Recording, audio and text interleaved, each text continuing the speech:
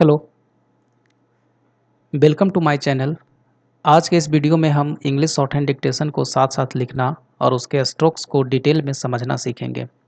Short hand सीखते समय सबसे ज़रूरी होता है कि डिक्टेशन के साथ-साथ स्ट्रोक्स को सही तरीके से लिखा और समझा जाए। इस वीडियो में मैंने हर स्ट्रोक को स्टेप बाय स्टेप समझाया है ताकि बिगिनर्स से लेकर एडवांस लर्नर्स तक को फ़ायदा हो। अगर आप शॉर्ट हैंड में स्पीड और एक्यूरेसी बढ़ाना चाहते हैं, तो ये वीडियो आपके लिए बहुत यूज़फुल साबित होगा। एक बात अब मैं आपको और इसमें ध्यान दिला देना चाहूँगा कि जिस मैंने मतलब जिस पैसेज को मैं यहाँ पर एक्सप्लेन करूँगा, उसका ऑलरेडी मैंने डिक्टेशन बना दिया है, तो आप उसको भी जा कर के नोट कर सकते हैं, लिख सकते हैं। तो चलिए हम लोग अब शुरू करते हैं। सबसे पहले हमारा जो वर्ड है पर काउंट्रा है, पर काउंट्रा हम लोग कैसे लिखेंगे, ठीक है? ये देखिए, हमारा जो सबसे पहला वर्ड है पर काउंट्रा, ये इस तरीक़ा से लिखाएगा पर काउंट्रा। It is the case of the respondent माना हुआ है, डिफेंडेंट भी माना हुआ है, that an oral agreement had sorry ये हैड ऐसे नहीं होगा, ये एकदम स्ट्रेट होगा, had taken place between the plaintiffs and the defendant to sell the land and rupees 5 lakhs या तो फिर 5 lakh was also paid to the defendant on 15th October 2004। ये 2000 पूरा भी लिख सकते हैं या फिर आप 04 से काम चला सकते हैं, ठीक है? Full stop. Subsequently written agreement was executed on 14th February 2005 and the alleged amount of rupees 5 lakh was not paid, rather it had it had been paid on 15th October 2004 full stop। It is also the case of the defendant that दौ में ना इस तरीक़ा से लगा दीजिएगा ताकि पकड़ में आ जाए। He had put his signature on the एक साथ होता है on the agreement to sell which was brought by his cousin brother and relying upon his। ये देखिए हिज में ना ये अगर सिर्फ ये लिखेंगे तो ये आपका इज होगा, ठीक है? और इसको इस तरीके से काट देंगे तो ये आपका हिज हो जाएगा, ठीक है?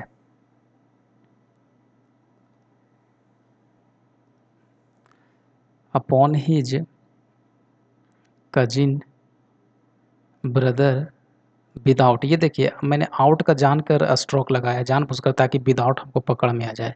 विदाउट नहीं तो भेन पकड़ लेंगे ना हम लोग। Without going through the contents, ये हो गया कन, ये हो गया tents, contents of the said judgment to sell, ठीक है? ही हैड पुट, एक मिनट, ये पुट हो जाएगा।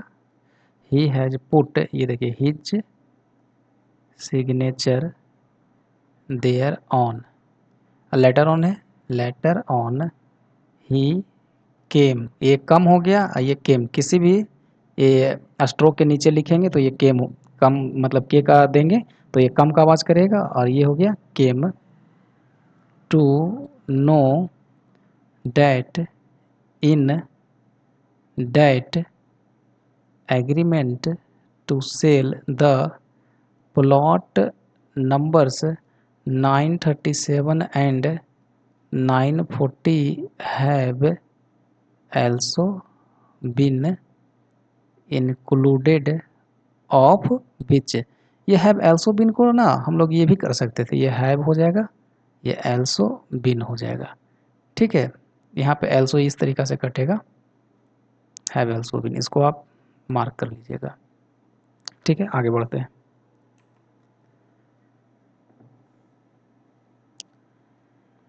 एक minute,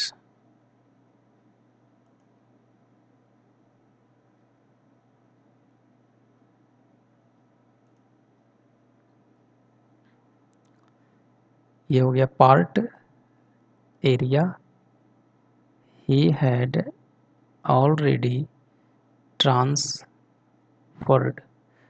to one Ramchandra Gop, and thereafter he had deleted plot numbers 937 and 940 of खाता number 1 from the said agreement and had put his signature thereon, full stop.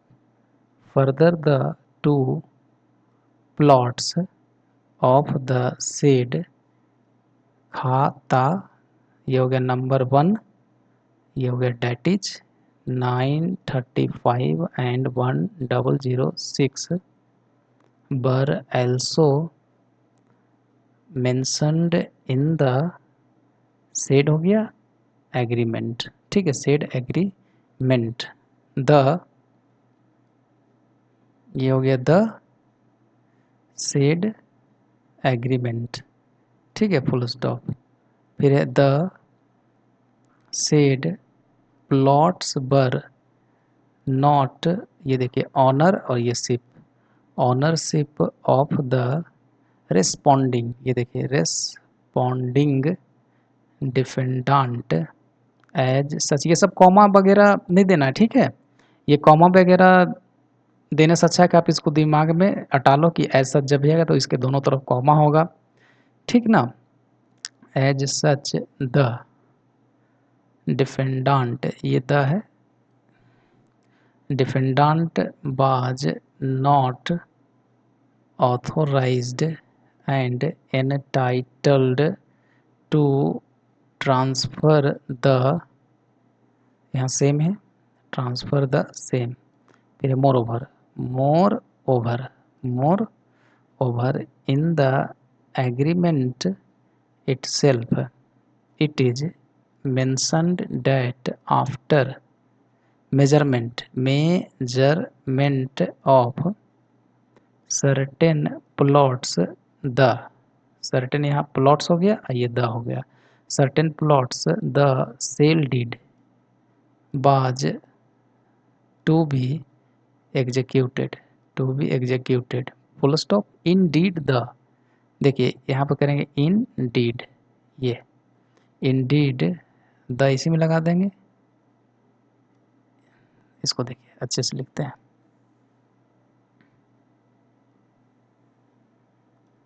एक minute,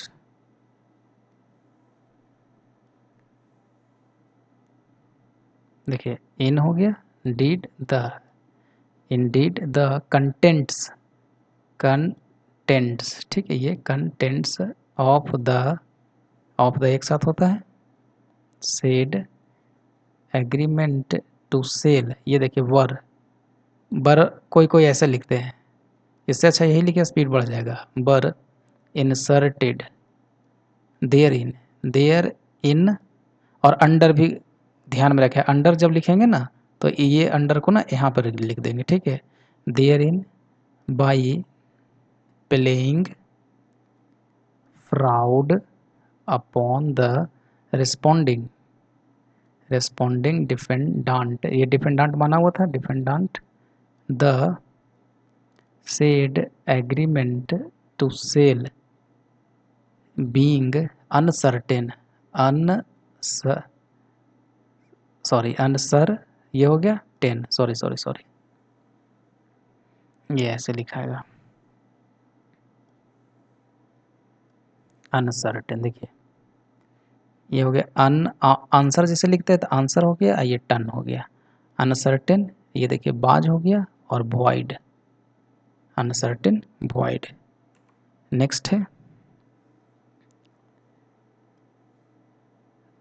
and on the said agreement to sell only the responding defendant had put his, ये his है, ठीक है ना, signature without going through the contents of the same having reposed, देखिए reposed, having reposed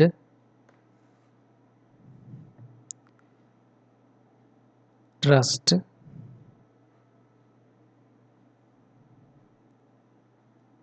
upon, फिर बाद में आप ये नहीं भी लिखोगे तो पता चल जाएगा, ठीक है। Upon his cousin brother who had asked him to sign there on full stop none of the, ये हो गया none of the plaintiffs had put there, there है ना तो ये कर देंगे दियर, कहीं भी आप इसको मान ले फर्क नहीं पड़ता, एक होता है देयर एक होता है दियर, तो बस थोड़ा सा अंतर आप खुद से कर लेना। Signature on the said agreement to sell even the witnesses है had not put their signature in his presence. In अगर इन हिज एक साथ लिखना तो ये देखिए इन हिज इस तरीका से लिख देंगे, यहाँ पर काट देंगे, या तो फिर अलग अलग करेंगे in his presence as such the, इसी में as such the alleged deed dated 14th February 2005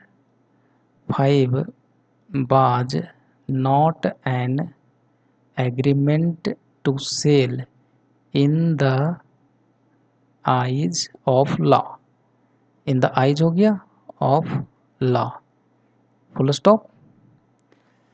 it is also, इसको इस तरीके से भी लिखेंगे it is also the, sorry इसको ऐसे लिखेंगे इट इज एल्सो द, ठीक है, या तो फिर इट इज एल्सो द, ठीक है। It is also the admitted, ये हो गया admitted case of the defendant that further, ये है फर्दर। थोड़ा सा आप इसको देख के मैनेज करना, क्या कि मैं ये टच पैड से लिख रहा हूँ ना, तो थोड़ा सा इधर उधर कलम हो जा रहा है, बस आप समझ जाना, ठीक है।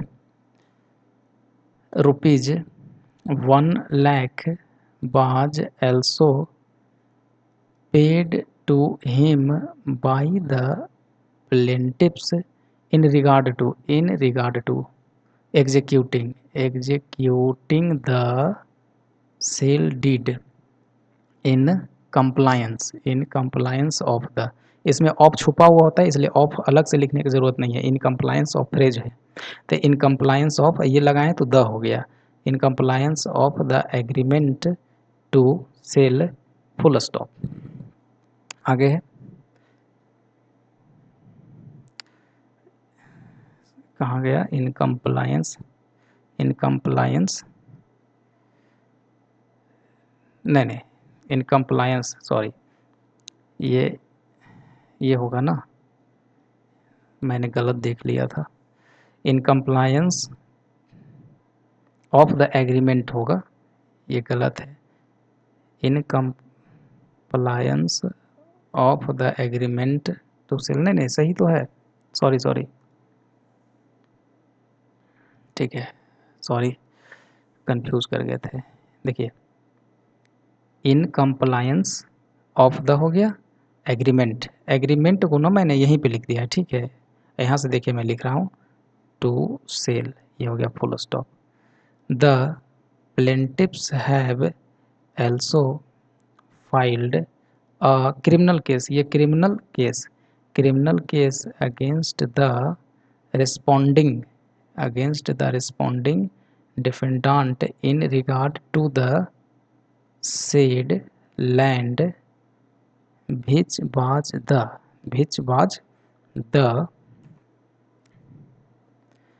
which was the क्या है, which was the subject matter of agreement to sell and allegations। देखिए allegations ना, ये देखिए माना हुआ है allegations। देखिए इसके बारे में थोड़ा सा मैं समझा देता हूँ।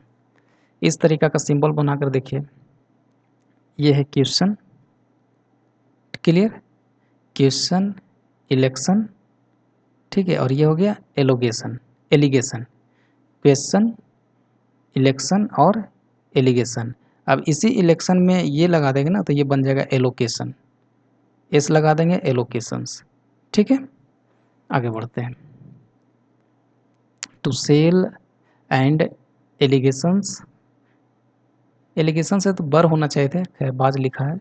बाज made that the said agreement to sell was forged, forged, देखिए ये हो गया फॉर्ज्ड या तो फिर फॉर्ज, इसको काट देंगे, कट करेंगे तो ईडी का आवाज करेगा फॉर्ज्ड, एंड बाज एग्जीक्यूटेड बाई प्लेइंग फ्रॉड, किसके साथ, अपॉन द प्लेंटिव्स, ठीक है। In criminal case the defendant बाज सेंट, ये कर लो या तो फिर पूरा ही कर दो, sent to jail and after investigation, ये देखिए इन्वेस्टिगेशन है और यहाँ पे नो का आवाज़ करा देंगे ना, ओ का, तो हो जाएगा नोटिफिकेशन। इन्वेस्टिगेशन द, ये 1.0, नहीं ये 1.0 नहीं होगा, ये होगा IO होगा, ठीक है, ये है IO, शायद मैंने डिक्टेशन में भी 1.0 कर दिया है, तो ये हो जाएगा इन्वेस्टिगेटिंग ऑफिसर हो जाएगा। देखिए इन्वेस्टिगेटिंग ऑफिसर कैसे होगा, अभी तो इन्वेस्टिगेशन मैंने बताया, तो ये हो गया इन्वेस्टिगेशन, IC को बस ऊपर घिस देना है, लिखेंगे इन्वेस्टिगेशन ही, अब बस R एक ऊपर कर देंगे ना, तो ये हो जाएगा इन्वेस्टिगेटिंग ऑफिसर, ठीक है। Had filed final report stop against the same protest, ये देखिए पेटिशन है ना, ये पेटिशन, एक और इसका पेटिशन लिख सकते हैं, बस मैं तो बस इतना ही लिखता हूँ पेटिशन, आप जो मानना है फॉलो कर लेना, ठीक है। Petition was filed by the plaintiffs and the cognizance, ये हो गया कॉग का आवाज करेगा, अनीजेंस, cognizance was taken by the court concerned for the offense under sections 420, 467 and 468 IPC, ठीक है, IPC। अब देखिए इसका एक, अब यहाँ पे IPC बोला है, इसको मैंने IPC तो लिखा है, न प क लिख रहा है मैंने इंडियन पेनल कोड ही, अब कोई इसको बोलेगा इंडियन पेनल कोड, तो यहाँ पे नाम का निशान दे देना, ठीक है। और अगर नाम का निशान अगर आप नहीं दोगे तो इसका मतलब समझ जाना कि IPC ही लिखा हुआ है, ठीक है। इंटर आलिया, इंटर आलिया कैसे लिखेंगे, ये है इंटर आलिया, इंटरालिया एलोंग विथ, ये विथ, देखिए विथ ना ये इस तरीक़ा से, जैसे हम लोग एक देखिए क्या है, ये द है, इसको काट देंगे तो विथ, ये थोड़ा सा बड़ा करेंगे ना तो ये दौ हो जाएगा। ठीक है, ये हमारा क्या है, विथ है, ये है THOU, दौ है, और ये क्या है, डैट है। हालांकि डैट और विथ में भी अंतर है, डैट ना थोड़ा सा बड़ा होता है, विथ थोड़ा सा छोटा होता है, ये अंतर है। लेकिन इस अंतर को स्पीड में लिखेंगे तो नहीं हम लोग कर पाएंगे। ठीक है, स्क्रीन लगता है चला गया है, 1 मिनट लाता हूँ उसको।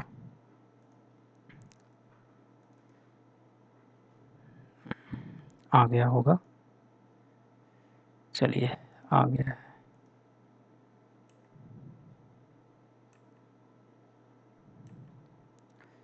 ये हम लोग कहाँ थे, तो हम लोग ये विथ के पास थे ना, शायद वो पता नहीं ऑटोमेटिकली ये बंद हो गया, वो सारा ऊपर वाला डिलीट हो गया है। तो खैर वीडियो में तो ये सेव हो गया होगा ना, आप वहाँ से देख लेना। हम लोग यहाँ पे लिख रहे थे 1 मिनट, सेटिंग करना पड़ता है। ये हो गया 3, ठीक है। अब देखिए, तो ये हम लोगों ने एलोंग विथ तक किया था। ये एलोंग विथ के बारे में मैंने बता रहा था कि ये डैट है और थोड़ा सा इसे छोटा होता है विथ। ठीक है, लेकिन इसको कैसे अलग अलग करेंगे, तो ये हमारा डैट हो गया और इसको ना ऐसे कर देंगे तो ये विथ हो जाएगा, और इससे थोड़ा सा बड़ा लिख करके ना ये करेंगे तो ये हमारा क्या हो जाएगा, दौ हो जाएगा। ये है हमारा THOUGH, दौ, ये है विथ, और ये है डैट। और एक चीज़ मैंने तो आपको बताया ही था, ये है क्वेश्चन, इलेक्शन, एलिगेशन। ठीक है, क्वेश्चन, इलेक्शन, एलिगेशन, और इसी को ये कर देंगे तो क्या बन जाएगा, एलोकेशन।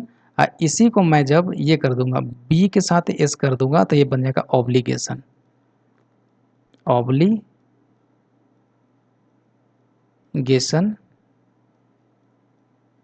एलिगेशन, और है एलोकेशन, एलोकेशन, ये है इलेक्शन, और ये है क्वेश्चन।